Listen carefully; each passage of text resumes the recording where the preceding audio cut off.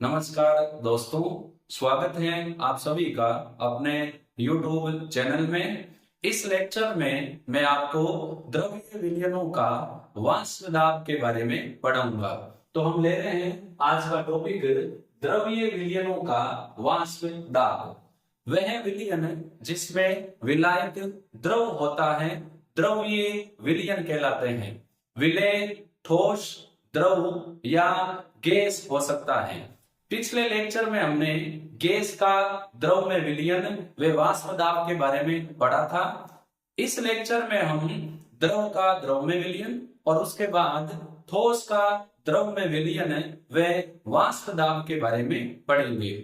तो द्रव्य विलयनों में जो विलय है वो क्या हो सकता है? ठोस हो सकता है, द्रव हो सकता है या क्या हो सकता है? गैस। लेकिन जो विलायक है ये फिक्स है, इसकी अवस्था क्या है? द्रव। द्रव्य विलयनों में नंबर फर्स्ट हम ले रहे हैं द्रव द्रव विलयन व वाष्प दाब। द्रव द्रव विलयन यानी विलय भी द्रव है और विलायक भी द्रव है। इसको हम मेंशन कर लेते हैं। इस प्रकार के विलयन में विलय पदार्थ भी द्रव है और जो विलायक है वो भी द्रव है। जब दोनों अवयवों को, क्योंकि यहाँ पर विलय भी द्रव है विलायक भी द्रव है, अतः दोनों वाष्पशील होंगे। जब दोनों अवयवों को एक बंद पात्र में लेकर गर्म करें तो थोड़े समय के पश्चात दोनों की वाष्प बनने लगती है। धीरे धीरे वाष्प की मात्रा बढ़ने लगती है और साम्यावस्था में द्रव व वाष्प अवस्थाएं बराबर हो जाती हैं। उस कंडीशन में विलयन का कुल वाष्प दाब दोनों घटकों के आंशिक वाष्प दाब के योग के बराबर होगा। तो यहाँ पर क्योंकि विलय और विलायक दोनों द्रव हैं, दोनों ही वाष्पशील होंगे, तो इसको मैं मेंशन कर देता हूं। विलय व विलायक द्रव होने के कारण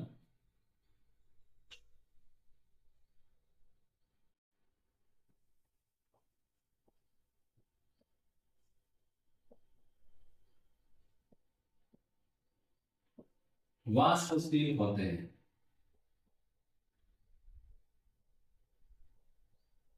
अतः विलयन का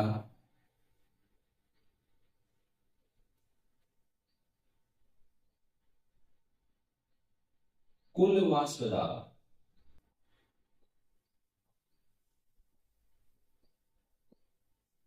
दोनों के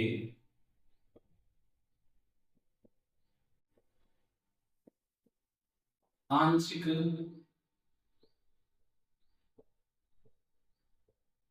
वाष्प दाब के बराबर होता है।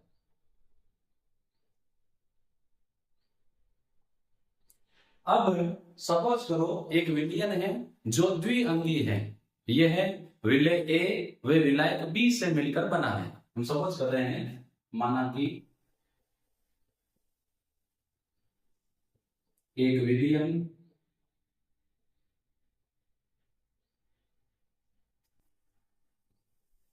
विलय ए व विलायक बी से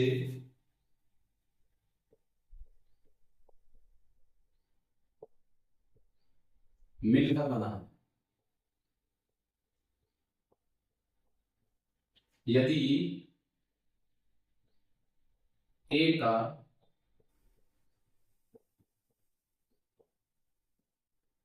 आंशिक वाष्प दाब,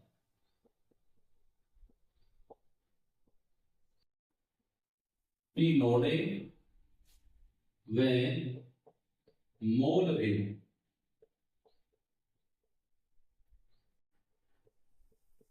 एक्स ए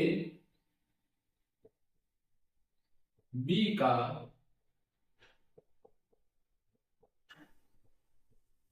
आंशिक वाष्प दाब, नोड नहीं है, पीवी व मोल वेग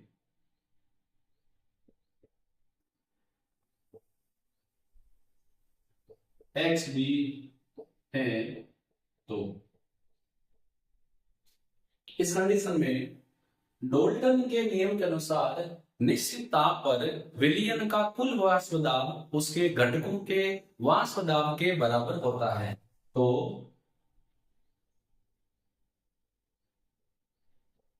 विलयन का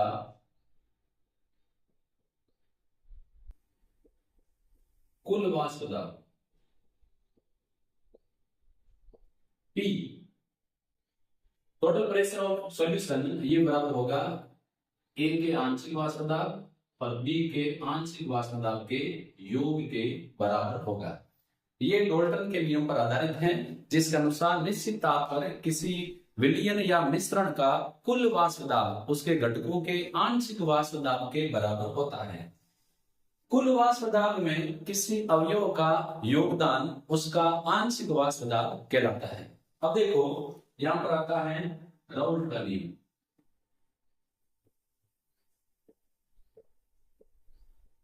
राउल्ट के दो नियम हैं। ये जो नियम है ये है वाष्पशील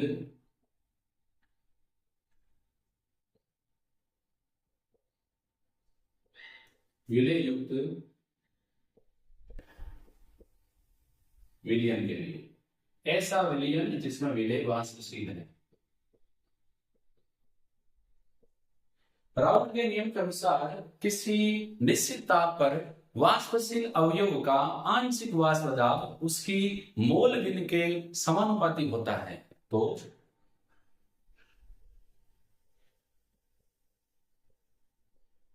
निश्चित ताप पर किसी अवयव का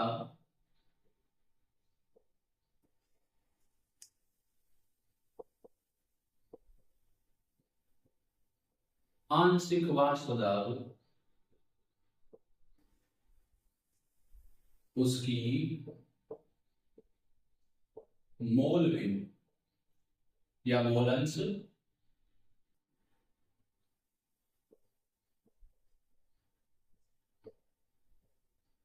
के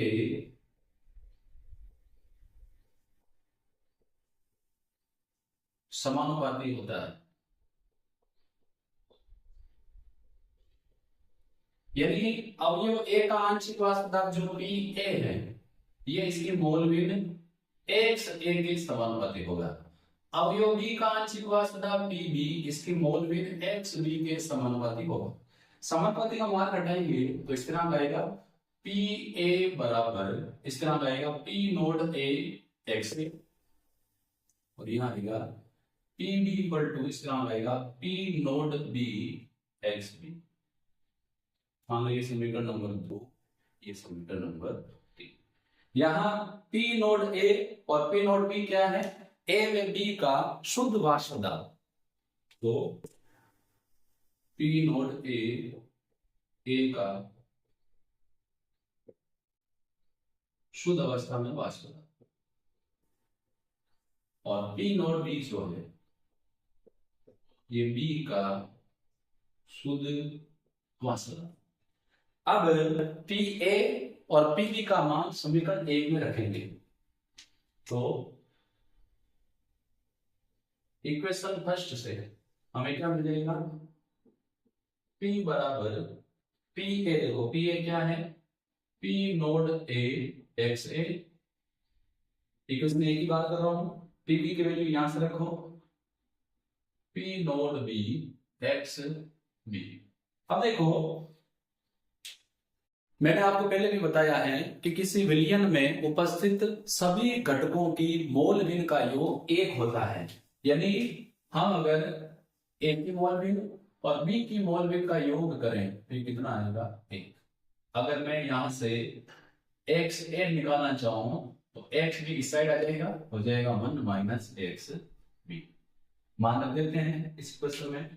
तो ऐसी कंडीशन में P बराबर हो जाएगा P naught A X B की जगह रख दो, ये यहाँ पर एक्स बी कैसे हो गया? एक्स ए की जगह रखो 1 minus X B plus P naught B X B.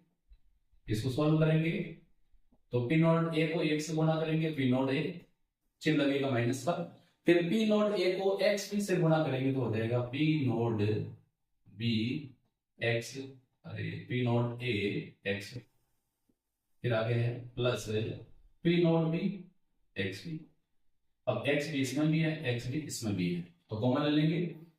तो P बराबर एक्स बी हमने ले लिया कॉमन, तो पहले प्लस वाला रखो, इसमें बचा P नोट बी एक्स देखो इसमें भी कॉमन लिया है, तो पहले प्लस वाला लिखा P नोट बी, फिर चिन्ह चेंज करके माइनस वाला P नोट ए, और फिर ये बच गया प्लस P नोट, ये अपना इक्वेशन। अब इस इक्वेशन की सहायता से यदि हम आंशिक वास्तवता और मोल भिन्न के बीच में ग्राफ खींचे तो ग्राफ कैसा आएगा? देखो,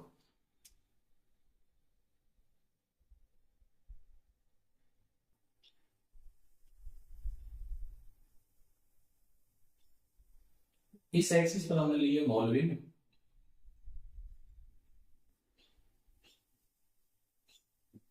और यहां हमने लिया वेपर प्रेशर वास्तवता,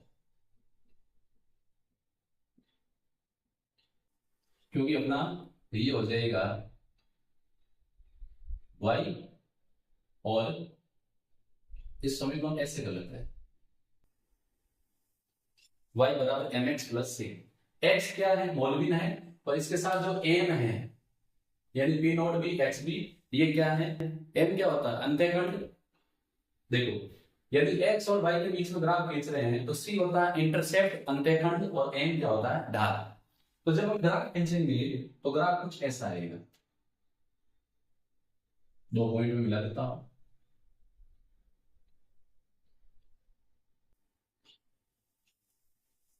देखिए ये कब आएगा?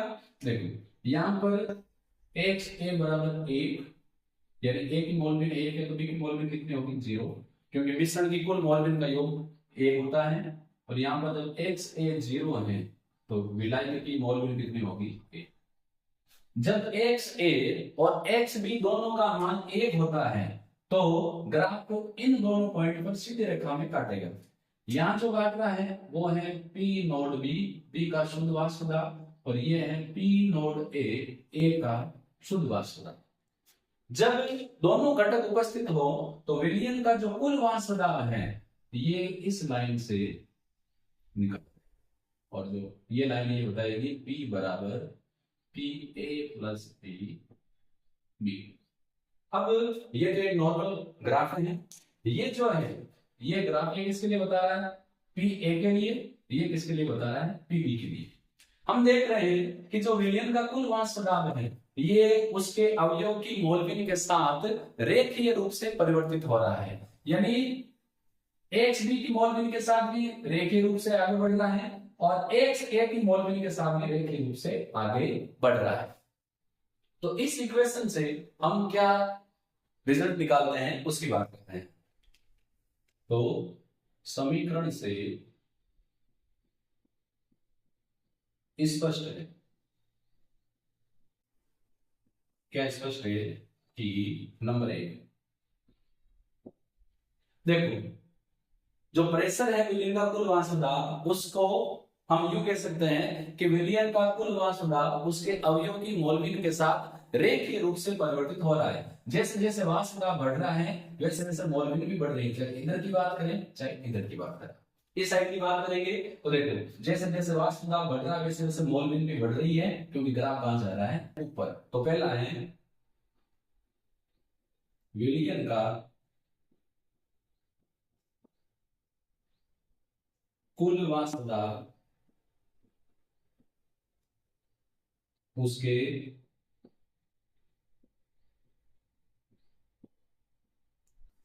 अवयव की मोलविन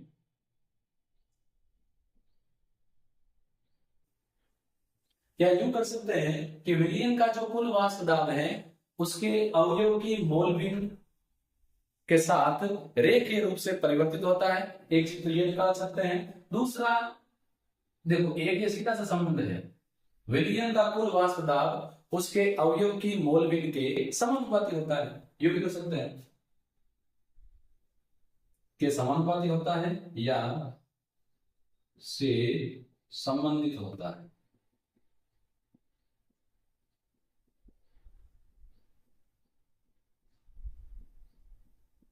फिर सेकंड, यहां पर मोलविन क्या है एक्स बी, यानी विलियन का कुल वाष्प दाब अवयव बी की मोलविन के साथ रेखीय रूप से परिवर्तित होता है। जैसे जैसे वाष्प दाब बढ़ेगा अवयव बी की मोलविन बढ़ रही है।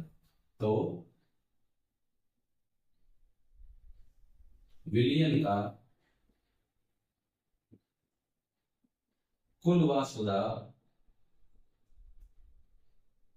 अवयव बी की मोलविन के साथ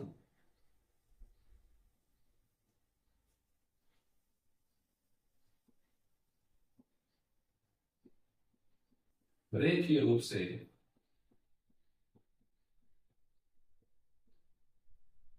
परिवर्तित होता है। तो फर्स्ट हमने रिजल्ट निकाला, विलियन का कुल वाष्प दाब उसकी उसके अवयव की मोलविन से संबंधित होता है। दूसरा, विलियन का कुल वाष्प दाब अवयव बी की मोलविन के साथ रेखीय रूप से परिवर्तित होता है। थर्ड देखो, यदि हम अवयव ए और बी के शुद्ध अवस्था में वाष्प दाब की बात करें तो जो ए का वाष्प दाब है वो बी के वाष्प दाब से कम है, क्योंकि ग्राफ कहां है नीचे। इसका मतलब अवयव ए बी की तुलना में कम वाष्पशील होता है। तो तीसरा रिजल्ट है अवयव ए बी की तुलना में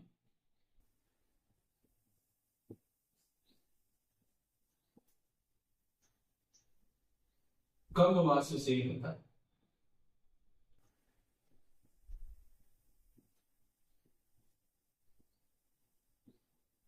अब देखो एक बार मैं ग्राफ पर पुनः लौटता हूं। जब केवल विलेय की मोलविन एक हो तो हाईएस्ट जो पॉइंट है वो कहां पर जाके कटेगा पी नोट ए पर।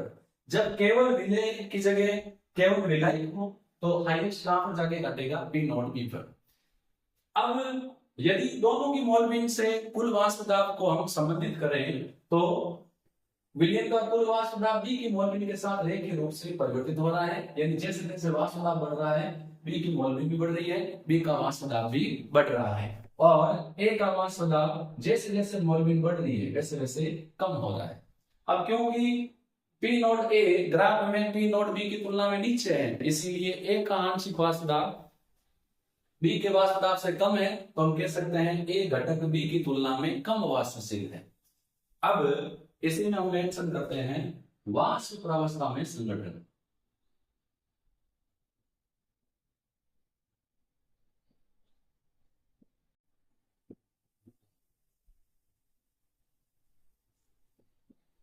द्रव द्रव विलयन का वाष्प प्रावस्था में संगठन आंशिक दाब द्वारा ज्ञात किया जाता है।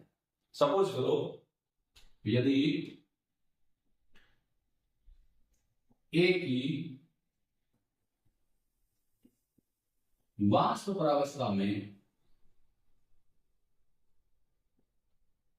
मोलविन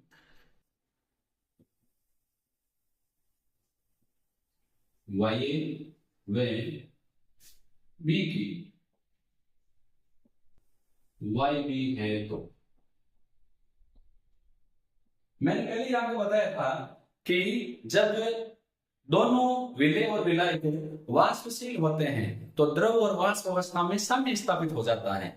यदि हम ऐसे विलयन का वाष्प प्रावस्था में संगठन निकालना चाहें तो वाष्प प्रावस्था में संगठन आंशिक दाब द्वारा निर्धारित होता है। पिछले वीडियो में भी हमने पढ़ा था। अब हम सपोज कर रहे हैं ए की वाष्प प्रावस्था में मोलबिन वाई ए और बी की वाष्प प्रावस्था में मोलबिन वाई बी है, तो वाष्प प्रावस्था में किसी अवयव का आंशिक दाब उसकी मोलबिन के समानुपाती होता है। यानी जो पी ए है ये किसके समानुपाती होगा, इसकी मोलबिन वाई ए के। जो पी बी है ये किसके समानुपाती होगा, इसकी मोलबिन वाई बी के। पी ए क्या है, ए का आंशिक वाष्प दाब, पी बी क्या है, बी का आंशिक वाष्प दाब, वाई ए क्या है, ए की वाष्प प्रावस्था में मोलबिन, वाई बी क्या है, बी की वाष्प प्रावस्था में मोलबिन। समानुपाती का निशान अगर हम हटाते हैं तो यहाँ आएगा पी ए बराबर P Y A, P B बराबर पी गुणा वाई बी। यदि आई अवयव के लिए बात करें तो P I equal to P into Y I, ये आई अवयव के लिए है। यहां पर पी क्या है, विलयन का कुल वाष्प दाब। तो इस प्रकार हम द्रव द्रव विलयन का वाष्प दाब ज्ञात कर सकते हैं। बहुत बड़ा रेस करते हैं।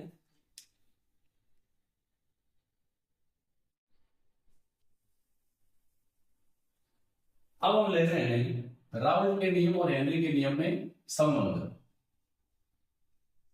और उससे निर्धारित ये करेंगे राउल्ट का नियम जो है हेनरी के नियम की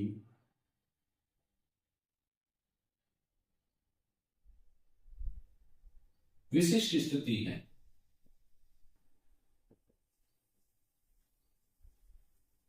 अब ये कैसे पता करेंगे, तो इसके लिए हम राउल्ट और हेनरी के नियम की बात करते हैं। हेनरी का नियम कहता है निश्चित ताप पर किसी गैस का आंशिक वाष्प दाब उसकी मोलबिन के समानुपाती होता है। यानी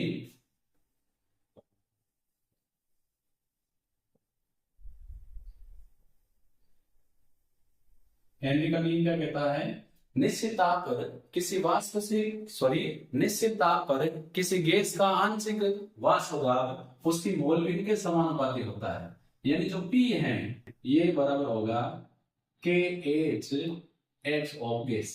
जैसे मान लो हम इसको किसी आई अवयव के लिए ले रहे हैं या ए के लिए ले रहे हैं, ए के लिए ले लेते हैं तो एक्स ए। राउल्ट का नियम क्या कहता है,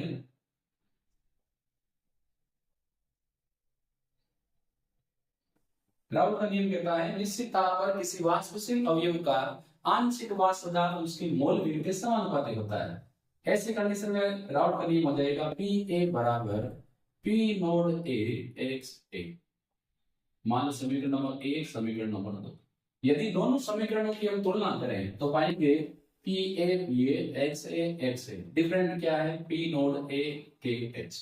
यानी हेनरी के नियम में जो हेनरी स्थिरांक है वो राउल्ट के नियम में अवयव का शुद्ध वाष्प दाब के बराबर है। यानी हेनरी नियम में जो हेनरी स्थिरांक है, हेनरी नियतांक है, ये किसके बराबर है, ये राउल्ट के नियम में अवयव का शुद्ध वाष्प दाब के बराबर है। तो हम कह सकते हैं कि राउल्ट का नियम हेनरी के नियम की विशिष्ट स्थिति है, जिसमें हेनरी के नियम का हेनरी स्थिरांक राउल्ट के नियम के अवयव का शुद्ध वाष्प दाब के बराबर है। तो इससे हम ये निर्णय निकाल सकते हैं कि जो राउल्ट का नियम है वो हेनरी के नियम की विशिष्ट स्थिति है। के एच किसके बराबर है, अवयव का शुद्ध वाष्प दाब के बराबर।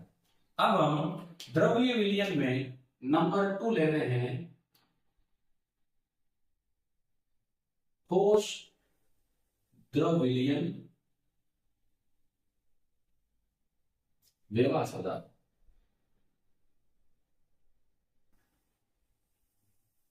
ठोस का द्रव में विलयन व्यवास्प दाब, जैसा कि नाम से पता चल रहा है यहाँ विलय ठोस है और विलय की क्या है, द्रव।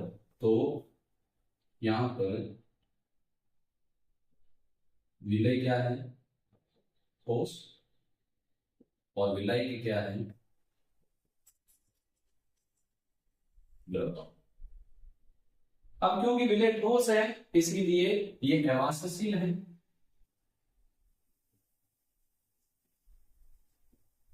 और विलय द्रव है तो ये क्या है? वाष्पशील। जब अवाष्पशील विलय को वाष्पशील विलायक में मिलाया जाता है तो विलयन के कुछ भौतिक गुण धर्म विलायक से भिन्न हो जाते हैं, जैसे वाष्प दाब। तो इसको मैं यहां लिखता हूं, फिर बात करते हैं। अवाष्पशील विलय को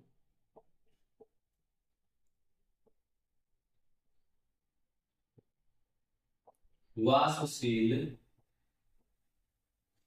विलायक में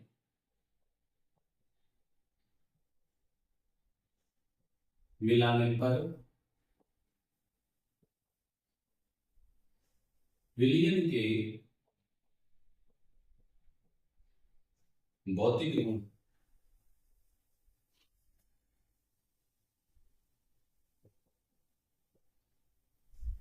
विलायक से भिन्न हो जाते हैं।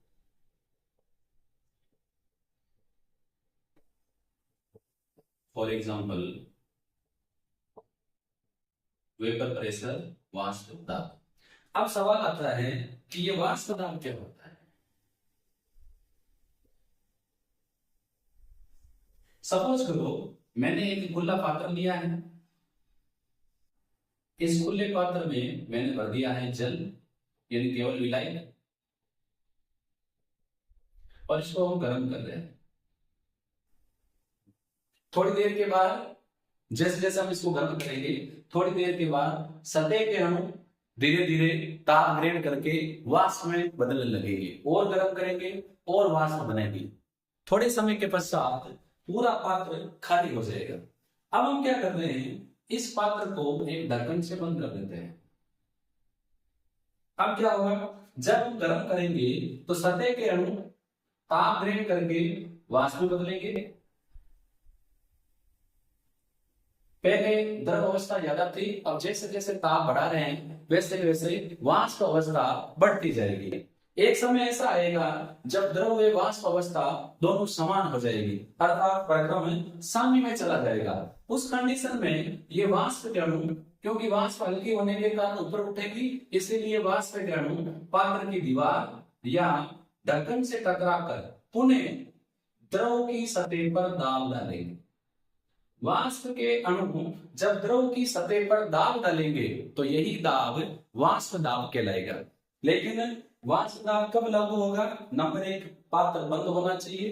नंबर 2, एक निश्चित ताप होना चाहिए। नंबर 3, साम्य अवस्था होनी चाहिए। तो बंद पात्र में निश्चित ताप पर साम्य अवस्था में वाष्प द्वारा द्रव की सतह पर डाला गया दाब वाष्प दाब कहलाता है। इसी को मैं यहां लिख रहा हूं।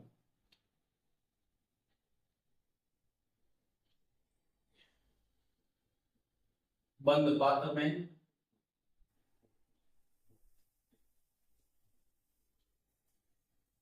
निश्चित ताप पर वाष्प द्वारा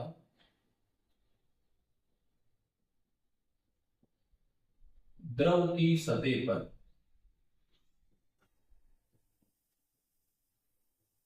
डाला गया दाब वाष्प दाब कहलाता है।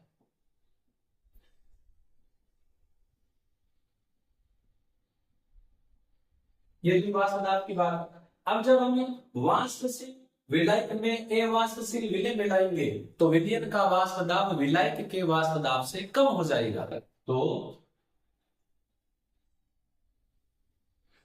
अवाष्पशील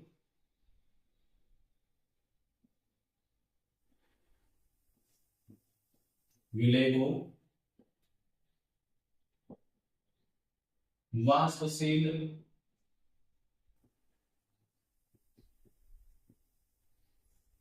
विलायक में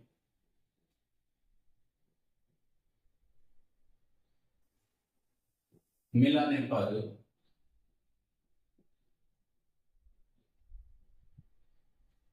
विलयन का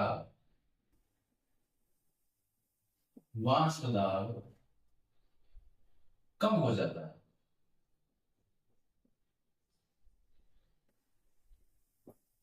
अब ये कम क्यों होगा, कारण पर आ रहे हैं। देखो, इसी डायग्राम को हम यूज कर रहे हैं। जब केवल विलायक था तो इसमें इरेज करके एक काम ले लेता हूं। इसमें हमने शुद्ध विलायक लिया है। तो जब शुद्ध विलायक होता है तो गर्म करने पर सतह के सभी अणु वाष्प में बदलते हैं। क्योंकि वाष्प में बदलने वाले अणुओं की संख्या अधिक है तो वाष्प दाब अधिक होगा। अब हम क्या कर रहे हैं, इस विलायक में कुछ विलेय पदार्थ हम मिला रहे हैं। तो अब क्या होगा, सतह का कुछ भाग विलेय के अणु भी घेरेंगे और विलेय के अणु जो भाग घेर रहे हैं उसको मैं रेड मार्कर से दिखा था। मान लो ये जो रेड मैंने डॉट बनाए हैं ये किसके अणु हैं, ये विलेय के अणु हैं जो अवाष्पशील हैं। अब केवल विलायक के अणुओं की ही वाष्प बनेगी, क्योंकि जो विलेय के अणु हैं इनकी वाष्प नहीं बनेगी तो वाष्प दाब कम हो जाएगा। तो पहले शुद्ध विलायक में सतह पर केवल विलायक के अणु होते हैं, इसीलिए वाष्प में बदलने वाले अणुओं की संख्या अधिक होती है। लेकिन जब अवाष्पशील विलेय को वाष्पशील विलायक में मिलाते हैं तो सतह का कुछ भाग, जैसा कि मैंने दर्शाया है, अवाष्पशील विलेय के अणु घेर लेते हैं। अब क्योंकि सतह पर कुछ जगह अवाष्पशील विलेय के अणु हैं तो वही अणु वाष्प में बदलेंगे जो केवल विलायक के हैं। अब क्योंकि पहले की तुलना में सतह पर उपस्थित वाष्पशील अवयवों की संख्या कम हो गई है तो वाष्प कम बनेगी और वाष्प कम बनेगी तो वाष्प दाब भी कम होगा। मेरी बात आप समझ गए होंगे। पहले सतह पर केवल विलायक के अणु थे, सभी अणु वाष्प में बदल रहे थे। अब विलेय को मिलाने पर सतह का कुछ भाग अवाष्पशील विलेय के अणु घेर लेंगे। जहां पर अवाष्पशील विलेय के अणु है इनकी वाष्प नहीं बदलेगी, अर्थात अब सतह पर केवल विलायक के जब सतह पर केवल विलायक के अणु हैं तो वाष्प में सभी अणु बदल रहे थे। अब सतह पर कुछ विलेय पदार्थ भी आ गए हैं जिनकी वाष्प नहीं बनेगी। तो क्योंकि सतह पर वाष्पशील अवयवों की संख्या कम हो गई है तो वाष्प भी कम बनेगी और वाष्प दाब भी क्या होगा, कम होगा। पहले मान लो सतह पर 20 अणु थे, 20 के 20 अणुओं की वाष्प बन रही थी। अब सतह पर 20 अणु हैं लेकिन उसमें 10 अणु विलेय के हैं, 10 अणु विलायक के हैं। तो अब केवल 10 अणुओं की वाष्प बनेगी जो 20 अणुओं की तुलना में कम है तो वाष्प दाब भी क्या होगा, कम। क्योंकि आपको पता होना चाहिए कि जो वाष्पन है ये एक सतही प्रक्रिया है, ये सतह के क्षेत्रफल पर निर्भर करती है। यदि हम चाय को कप में पिए तो चाय ठंडी होने में समय लगता है, इसीलिए यदि उस कप वाली चाय को हम प्लेट में ले लें तो प्लेट का क्षेत्रफल अधिक होता है, इसीलिए चाय जल्दी ठंडी हो जाती है। क्योंकि गर्म चाय के अणु वाष्प में बदल जाते हैं और पीछे चाय जल्दी ठंडी हो जाती है। तो कारण की बात करते हैं। कारण वाष्पन एक सतही प्रक्रिया अर्थात सतह के क्षेत्रफल पर निर्भर करती है। अतः विलायक में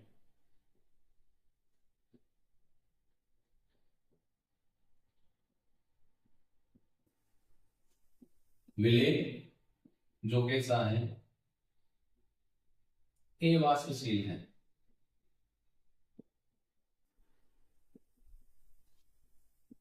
मिलाने पर सतह का कुछ भाग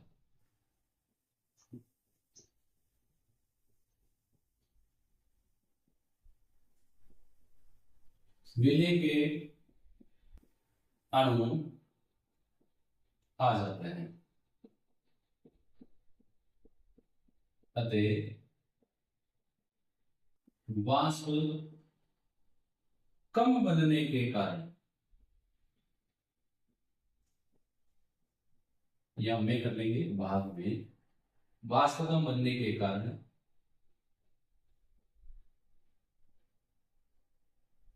विलयन का वाष्प दाब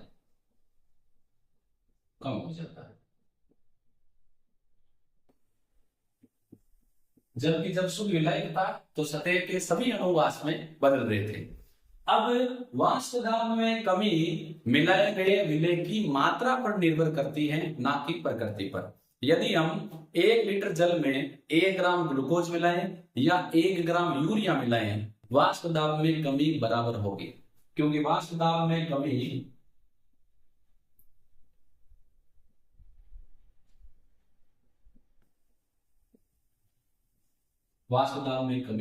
विलय की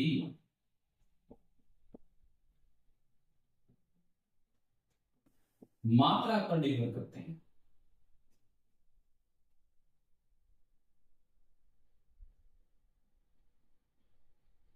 ने की प्रकृति। आप क्या मिला रहे हो ये इंपॉर्टेंट नहीं है, आप कितना मिला रहे हो यह महत्वपूर्ण है। अब आते हैं ठोस का द्रव में विलयन और उसका वाष्प दाब।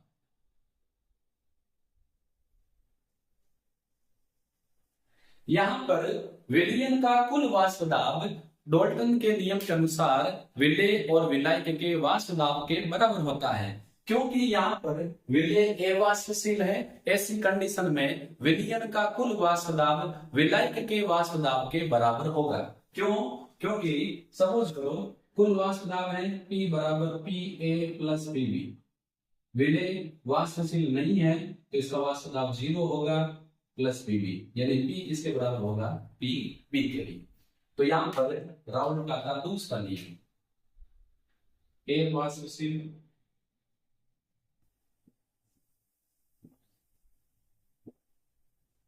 विलय युक्त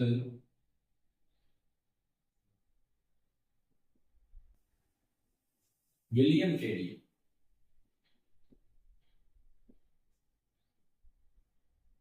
राउल्ट का नियम क्या कहता है? राउल्ट का नियम अवाष्पशील विलय युक्त विलयन का वाष्प दाब विलायक के वाष्प दाब के बराबर होता है। तो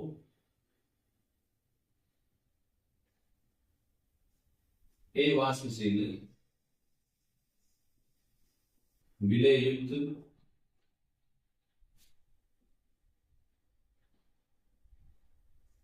विलयन का कुल वाष्प दाब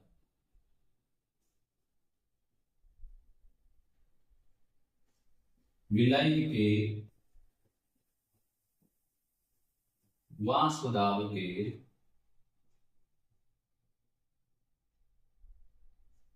बराबर होता है।